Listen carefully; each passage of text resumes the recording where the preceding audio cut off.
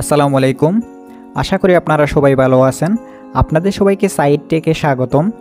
Italy কাজের visa সংক্রান্ত সাম্প্রতিক সর্বশেষ আপডেটগুলো আজকের এই ভিডিওতে তুলে ধরব।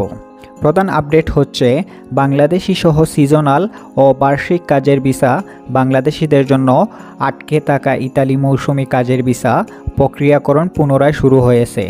2024 সালে ইতালি আইন ডিক্রি নম্বর 145 অনুসারে 22 অক্টোবর 2024 এর আগের কাজের অনুমোদন ওয়ার্ক পারমিট স্থগিত করা হয়েছিল।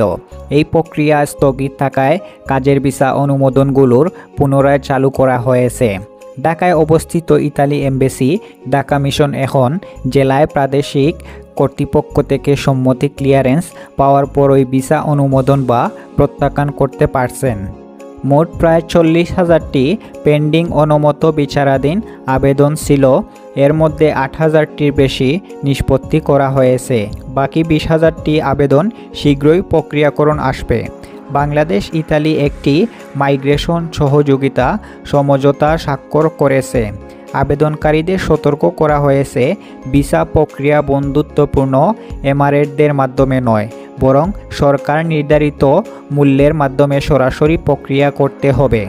2025 আগস্ট মাসে ভিসা হ্যান্ডিং সার্ভিসের সব অফিস এবং কল সেন্টার 11 আগস্ট থেকে 31 আগস্ট উভয় দিনই ইনক্লুড করা পর্যন্ত বন্ধ থাকবে। এ সময় কোনো আবেদন গ্রহণ বা প্রসেসিং সম্ভব হবে না। তাই আবেদন বা যে কোনো প্রয়োজনে এ সময় বিবেচনা করা উচিত। সিজনাল ওয়ার্ক ভিসা বাংলাদেশ থেকে 40,000 আবেদন থেকে 8,000-এর বেশি নিষ্পত্তি করা হয়েছে। আরও 20,000 প্রক্রিয়াধীন রয়েছে। আলোচনার সিদ্ধান্ত অনুযায়ী অনুমোদন চলমান রয়েছে। ভিসা সেবা অফিসের ছুটি 11 আগস্ট থেকে 31 আগস্ট পর্যন্ত। বিএইচ অফিস ও কল সেন্টার বন্ধ থাকবে। পরবর্তী করণীয় হচ্ছে, যদি আপনি বা অন্য কেউ আবেদন করে থাকেন তবে ওয়েবসাইট বা কনসুলেটের মাধ্যমে নিয়মিত ট্র্যাক করে যেতে হবে। 11 আগস্ট থেকে 31 আগস্ট পর্যন্ত সময় অফিস বন্ধ থাকার কারণে সেবা প্রক্রিয়া বিলম্ব বা বিরতি হতে পারে। তাই আবেদন বা ডকুমেন্ট জমা দেওয়ার ক্ষেত্রে এই সময়সীমা এড়িয়ে চলবেন। বিকল্প সময় আগামী সেপ্টেম্বরে আবেদন পুনরায় শুরু করার পরিকল্পনা নিতে পারেন।